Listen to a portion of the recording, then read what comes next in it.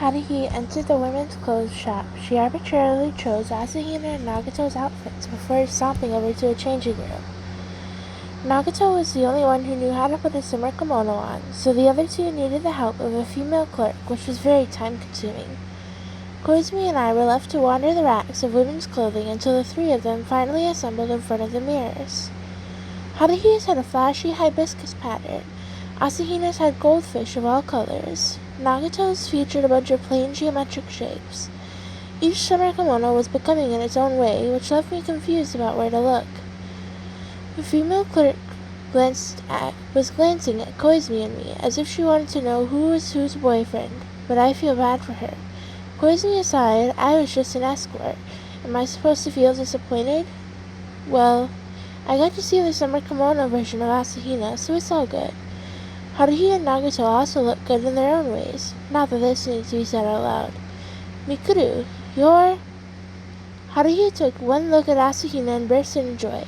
Absolutely adorable! I must be a genius. I knew I had the right idea.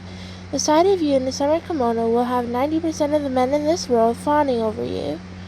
I asked about the remaining 5%. Her charms aren't going to work on gay men.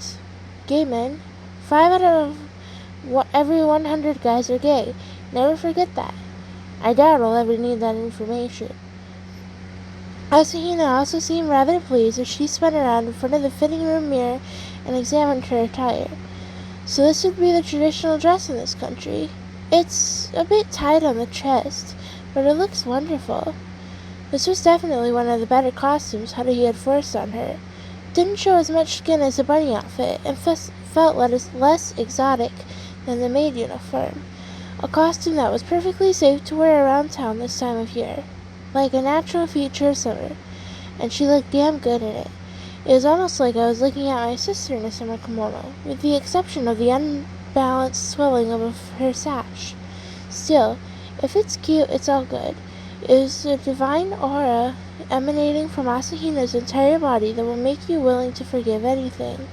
She could become the mastermind of a bank robbery, and I would willingly plead her case. Don't know if I could say the same for Haruhi.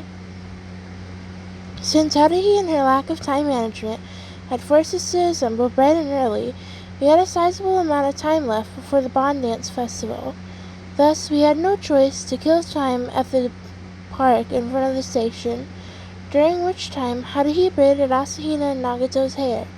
The two of them obediently sat on the bench like dolls as Haruhi kept changing their hairstyles, each one stunning enough that I felt like snapping away with the camera, until the sun finally began to set and we lined up to head for the public grounds. The Bond Dance Festival was already bustling with activity despite the fact that it was still light out, as people flooded in out of nowhere. I'm surprised by all the people here. Wow! Asahina was unreserved in expressing her admiration. Nagato never reacted to anything.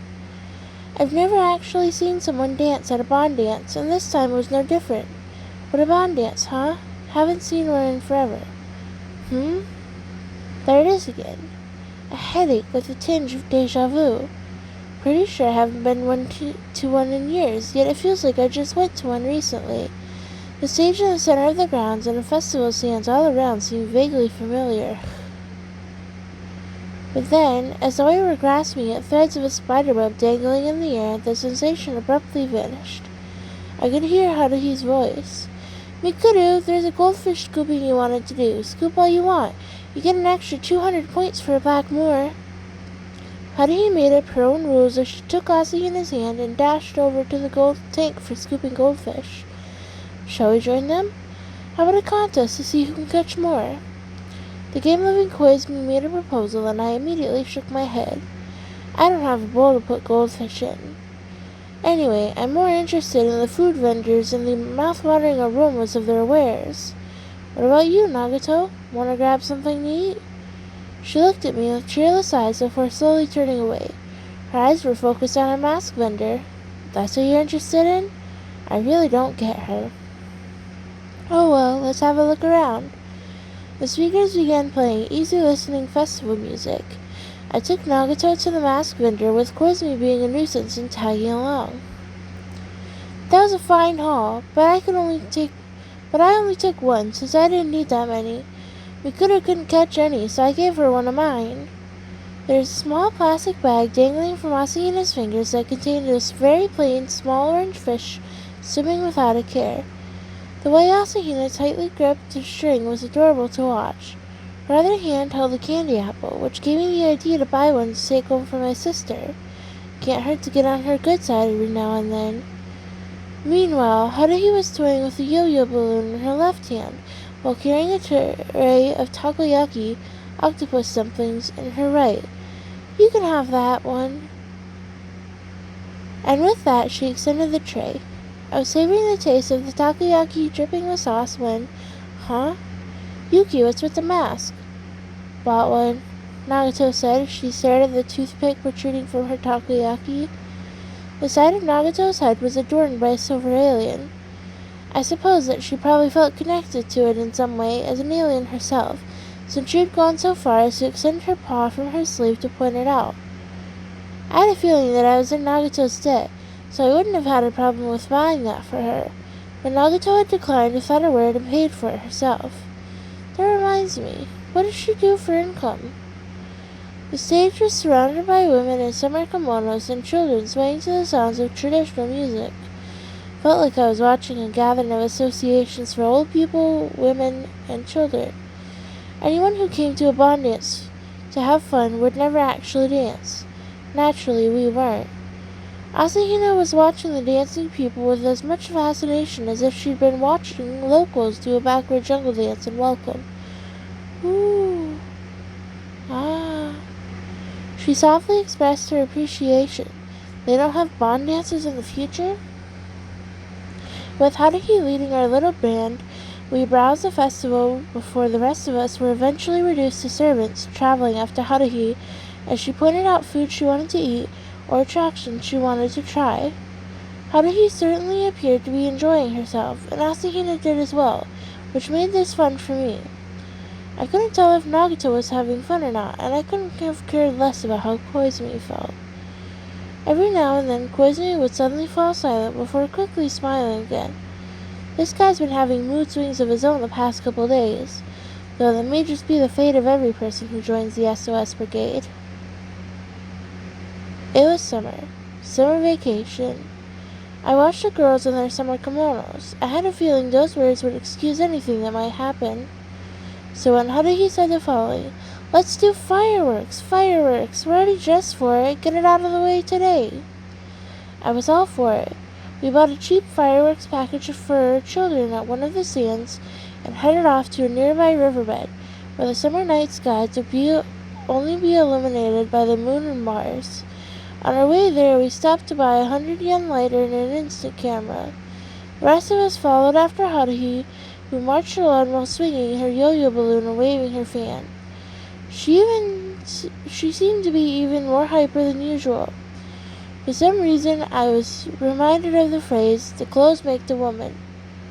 As I was staring at Haruhi's bouncing hair, I couldn't even bring myself to warn her about taking long strides in a summer kimono. Haruhi is defined by her pep and strength. For the next hour, I took numerous pictures of Asahina staring wide-eyed at a sparkler, Haruhi running around with a fountain firework in each hand, and Nagato staring at the black snake twisting and turning before the SOS Brigade's summer activities were over for the day.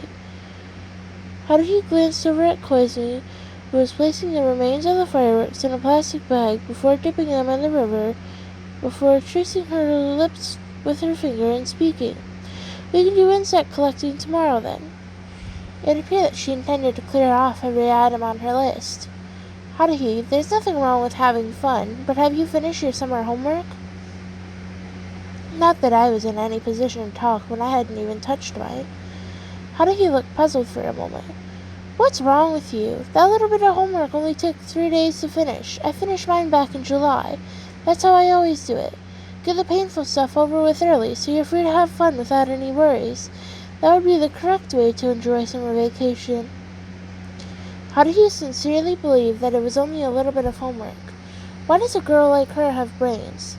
God did a pretty half-assed job of spreading the wealth. Haruhi gave us a glare. "Bring bug-catching nets and insect cages when we assemble. Got it?" Yes, we'll have a contest to see who can collect the most. The winner gets to be Brigade Chief for a day. Who would want that title? So any insect will do? Well, they have to be cicadas. Yes, this will be the SOS Brigade Cicada Hunt. The rules are any type will do. Whoever catches the most wins. Haruhi was making decisions and getting excited by herself as she swung her fan around as though she were trying to catch an insect. Net and cage, huh? I think I have those in my closet from a long time ago. And when I finally made it back home, I realized that I'd forgotten to buy a candy apple for my sister. The next day, there wasn't a cloud in sight, despite the fact that I'd driven a long nail into one of those rain-making dolls in the hopes that it would pour. The cicadas seemed quite pleased with the hottest summer day so far. I wonder if cicadas are edible. They might be good to taste if we deep fry them. You know, I've been wondering, does deep fried stuff taste good because of the batter? If that's the case, cicadas would work. Eat them by yourself. Don't you find anything wrong with the sight of a group of high schoolers carrying nets and cages? We assembled before noon and made our way to North High in search of greenery. After all, our high school was in the middle of the mountains, so there were more than enough trees around, and forests were the ideal habitat for insects. I believed that I lived in a fairly big city, but apparently it wasn't as barren as I thought. The area was swarming with crying bugs, as if every tree trunk were covered by cicadas. Plenty for everyone, even Asahina, stumbling around while flailing her net, was able to catch a few. Cicadas here apparently fail to recognize that humans are the greatest danger to their existence. Now would be a good time to tell them. After catching numerous cicadas, I watched as they sat still in the cage. I have no idea how many years they spent underground, but I'm pretty sure they didn't molt so Haruhi could fry them. Besides, I'd been feeling a little guilty about the decrease in crying insects during the past few summers. Sorry about spreading asphalt everywhere. Please forgive the human ignorance. Haruhi couldn't possibly have heard my monologue, but nevertheless she said the following. You need to follow the spirit of catch and release. If we let them go, they might return the favor in the future. I imagined a human-sized cicada knocking on the door to my house. If somebody were to come back and return the favor after being arbitrarily caught and released, he'd be as dumb as a bug. Revenge would make more sense. Haruhi opened her insect cage and shook it back and forth. There! Go back into the mountains! Buzz. A number of cicadas bumped against one another before flying out of the cage and soaring over Asahina, who let out an adorable shriek as she crouched down, and right past the head of Nagato, standing perfectly still, before disappearing into the sunset in spirals and straight lines. I followed suit. As I watched the cicadas pour out, I felt like I was Pandora accidentally opening the box from Hermes. It didn't occur to me to keep one for myself until the cicadas were long gone and all out of sight. On the next day, there was employment waiting for us. Haruhi was kind enough to share this part-time job she'd managed to find. One work of day consisted of, welcome. I could hear Asahina stuttering hesitantly. Okay, everybody, line up. Don't push. The job Haruhi had strong-armed us into, like a pushy salesman, was to bring in customers at a local supermarket's grand opening sale. We were assembled without us knowing what was going on, we were stuffed into costumes without us knowing what was going on, and failed to promote the supermarket starting at 10 in the morning. I should mention that these were animal mascot costumes. Seriously, I don't get it. Why do I have to wear this thing? Isn't it Asahina's job to wear different costumes? Hey, Koizumi and Nagato, you should also complain. Why are you following her orders in silence? Please line up, I'm begging you. I could hear Asahina, clad in green, stumble over her words as I sweat like a pig. We were just like frogs, and our job was to hand children balloons. Apparently, this was a special event that was part of the annual celebration to commemorate the original grand opening. Any customers who brought their families would receive free balloons. Only kids could ever get excited over a little freebie like that. Hey kid, hey brat with a stupid look on your face, I'll give you a red balloon. There you go. Asahina the tree frog was especially popular. Incidentally, Koizumi was a black spotted pond frog, and I was a toad. We didn't have any choice. Nagato, just as a Suriname horned frog, used a pump to inflate the balloons for the three of us to pass out, while Haruhi stayed cool indoors in her regular clothes. There's gonna be a mutiny if she's paid the same as the rest of us. Apparently the owner of the store was an acquaintance of Haruhi's. He'd smiled when Haruhi walked up to him and said, "Hey, old-timer." After 2 hours of hard work, the balloons ran out and everybody besides Haruhi headed to a storeroom-like area to remove the excess garments. Now I know how it feels for a snake to shred its skin. I've rarely ever felt so relieved in the past few years. Nagato walked out with an aloof expression, but Asahina, Koizumi, and I were dripping with sweat while we slid out of the frog suit to remain silent for a while. Whew! I no longer had the energy to carefully observe Asahina in her flimsy tank top and short skirt. Good work. When Haruhi showed up eating her ice cream, I seriously wanted to bury her up to her neck in a hot desert. As a finishing blow, our pay came in the form of the tree frog costume. Based on Haruhi's nonchalant revelation, this had been her goal from the very beginning. She held the thin, discarded green frog disguise under her arm as though she were a general who'd just been awarded 100 pounds of gold. Our well-deserved pay never existed to begin with. What is wrong with that? I've wanted this for a long time. I wish my wish has been granted. The old-timer said he'd give it to me for Mikuru's sake. Mikuru, I'll award you a special handmade medal. I haven't made it yet, though, so hold on. One more piece of garbage to add to Asahina's belongings. It'd probably be an armband with the word medal written on it. But I'll stick this frog in a clubroom as a souvenir, Mikuru. Feel free to wear whenever you want. I'll give you permission. I couldn't bring myself to feel angry after seeing the look on Haruhi's face. I was completely exhausted. After constant activity day after day between the pool, insect collecting, and sauna a la giant costume, any perfect healthy high school boy would be on his last legs. Thus, I was sound asleep that night in a tranquil dream until my cell phone rang. Nothing pisses me off more than being woken up in the middle of the night by a pointless phone call. It's an unreasonable time to call other people, and Haruhi was the only person I knew with an irrational excuse to do such a thing. So I was fully prepared to yell at her as I pressed the talk buff button on my cell phone. Half asleep, only to hear moan, groan, the sound of a girl crying. It sent shivers in my spine, and I instantly woke up. And this is bad. I just heard something I wasn't supposed to. A second later, I was about to toss the seatbelts down. Kyon? I was able to recognize Asahina's voice through the sobbing. Hello, Asahina? Don't tell me she's calling to say goodbye forever. This better not be anything like the famous folktale of Princess Kaguya going back to the moon. I realized that present time was only a temporary residence for her. I understood that she would eventually have to return in the future. Had this time come? I won't accept a farewell over the phone.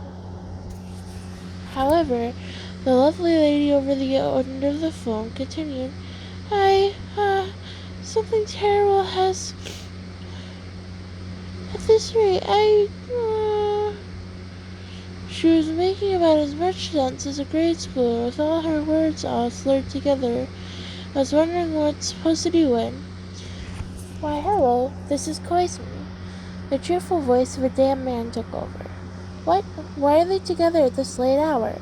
Why am I not there? Your head will be separated from your body in 5 minutes, Koizumi, if you don't appease me with the answer I agree with. We have a bit of a situation on our hands. A particularly difficult one, which is why Asahina contacted me. Before contacting me, I'm not very happy about that. There'd be no point in choosing you. No, excuse me. In fact, I was unable to provide my help. A perilous predicament. I scratched my head furiously. Is Haruhi on the verge of ending the world again? Technically, no. It would be the exact opposite. As things stand at the moment, the world can never end. Huh? Am I dreaming? What's this guy talking about? Koizumi sentenced my confusion and was concerned.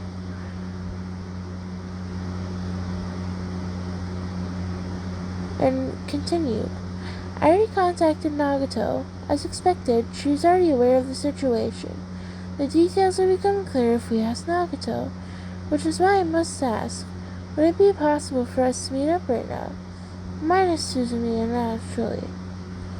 Of course it would be possible. Any person capable of abandoning a weeping monster like Asahina would deserve to be sliced up 7 times and more. I'll be right there. Where are you? Koizumi told me his location, in front of the usual station, the SOS Brigade's official meeting place. So I got changed, sneaking through the hallway of my house, and took off my bicycle to find 3 shadowy figures waiting upon my arrival. The streets weren't completely deserted, as I had spotted a few students here and there. As a result, we were able to blend in with the crowd of fools who, with nowhere to go on a summer night, and contact our dubious meeting without any orders, though I was definitely starting to nod off. Asahina, dressed in pastels, was crouching in front of the station with a disheveled Koizumi and Nagato in her sailor uniform, flanking her like a pair of decorative palm trees. Asahina's clothes didn't match at all. She must have been in a real panic to get prepared on time. The tallest of them apparently noticed me, and he waved me over. So what's going on? The faint glow from the lamppost illuminated the soft expression on Koizumi's face. I apologize for calling you out at such a late hour. However, Asahina is quite distraught, as you can see. Asahina was squatting down and sobbing like a melting snowman. She looked up at me with a tearful face and dried eyes so captivating I was on the verge of throwing everything away to help her out. Kyon, Asahina sniffed before murmuring to herself, I can no longer return to the future. Allow me to summarize. Basically, we are stuck in an infinite time loop. Hard to believe something so ludicrous when you have a smile on your face. Did Koizumi have any idea what he was really saying? Of course, I am fully aware of the implications. I was discussing the matter with Asahina earlier. Call me so I can be a part of that discussion. As a rule, we assembled that something was odd about the recent flow of time. You should credit the discovery to Asahina. She was able to confirm my suspicion. What suspicion? That we are experiencing the same period of time over and over. I've already heard about that. To be precise, it would be from the period August 17th to the 31st. Koizumi's words sounded rather hollow to me. We are currently in the middle of a summer vacation with no end. We're certainly on a summer vacation right now. A literal endless summer. In this world, we will never see September, much less autumn. There is no future after August. That is why Asahina cannot return to the future. It all makes sense. It's only natural that she cannot communicate with the future when the future no longer exists. How could a physical lack of a future be natural?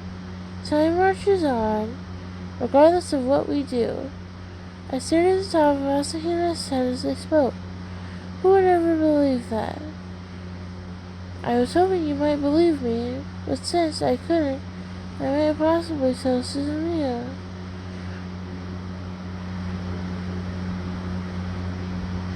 Koizumi looked down at Asahina. I should mention that Asahina at least tried to explain, to the accompaniment of intermittent sobs.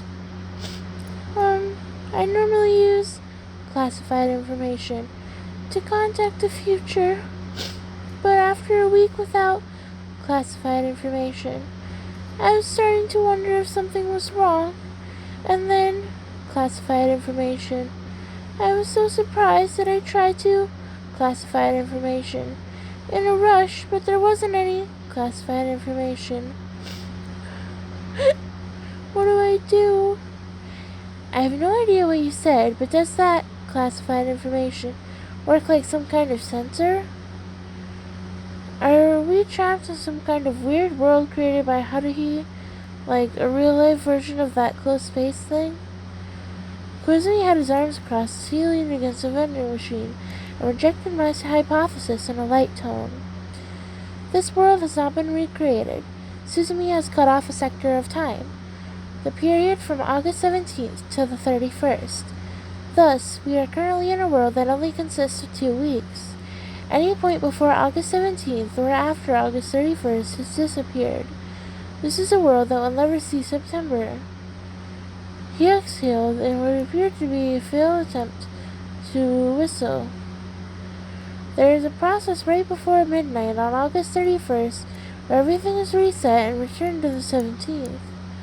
What about everybody's memories? Those are also reset, as if the 2 weeks leading up to that point never happened. Everybody starts over from the beginning. Somebody must really love to screw with time, though I suppose I shouldn't be surprised, since there's a time traveler among us. No, Asahina has nothing to do with this incident. The situation is not as simple as you have deemed. How do you know? Only Suzumiya would be capable of such a feat. Or did you have somebody else in mind?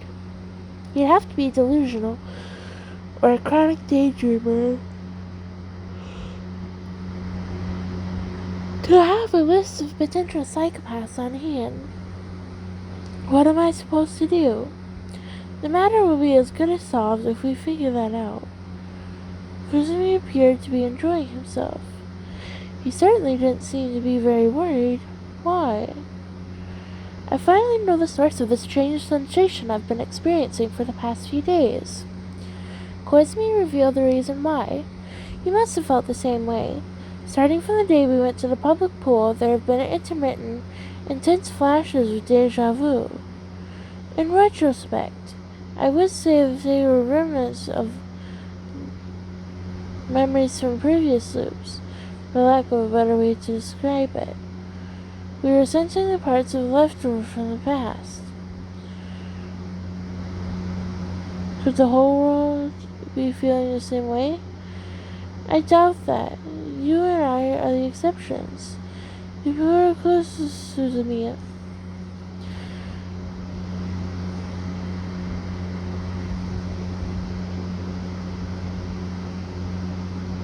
Appear to have higher chance of noticing the anomaly. What about Haruhi? Is she aware of what's going on? It seems that she's utterly clueless, though you could say that it's better this way. Koizumi gave Nagato a sideways glance before casually posing a question. So then, how many times have we repeated the last 2 weeks of August? Nagato answered with a calm expression on her face.